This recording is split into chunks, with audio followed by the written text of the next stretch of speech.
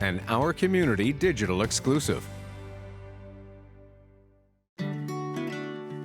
Beyond 21 is a local program based in Cornwall, Ontario, for adults with developmental disabilities who have aged out of high school and no longer have a place to go outside of the home. They receive no government support and have to fundraise to cover costs. While money is always a worry for the staff at Beyond 21, the participants themselves and their families often struggle financially as well. Ron Malice is a financial planner who specializes in helping the families of those living with disabilities. 70% of my clients are parents with children with disabilities, and the average age of the child when the parents first come to me is 25 years of age. And the reason is that, at least in part, their children are in school lots of them until age 21, and they're taken care of in many respects in that system. Then when they graduate at 21, there are no guaranteed supports from the government for an adult with a developmental disability. The key benefit for most people with severe disabilities is their provincial social assistance program, which takes into account financial need. Since the amount is minimal, it can be difficult for parents to provide additional financial support.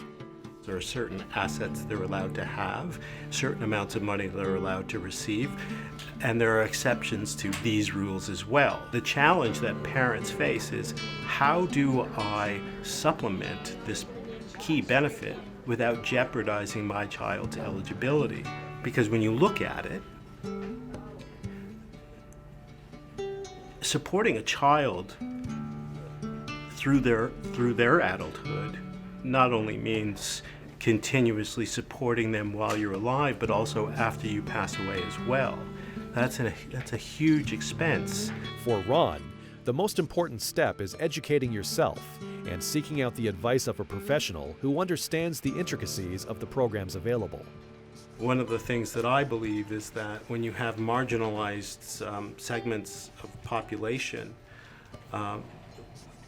one way to help address that is financial strength. So when parents come in for the first time and they have a young adult son or daughter with a developmental disability, I'd want to recommend that let's make sure that they are accessing benefits that they're entitled to, and to the extent that they're entitled to.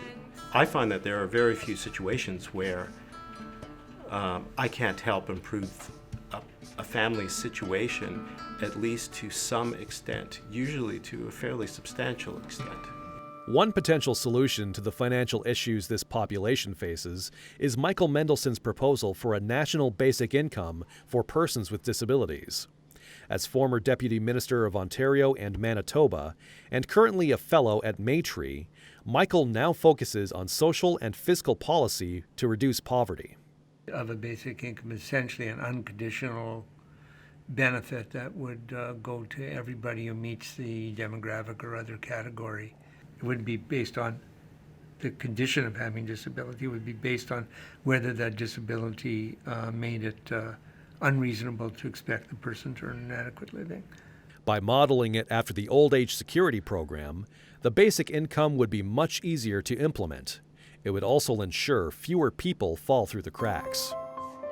The 13% or so of the Canadian population that's in poverty could be substantially reduced if we took this measure. We don't have really a way to provide for people with disabilities for most of their lifetime, but if you're born with disabilities that prevented you from having adequate earnings, you're probably going to end up on welfare. While Michael has spent the past 10 years working on this proposal, he remains optimistic it will one day become a reality. So we're talking about protection, we're talking about social protection, not only for some stranger out there who you're going to pay tax for, but potentially for you or for your son, daughter, niece, nephew, cousin, next door neighbor. I think if enough people say we want that kind of society, we can obtain it. Stream episodes of Our Community at AMI.ca or on the AMI TV app.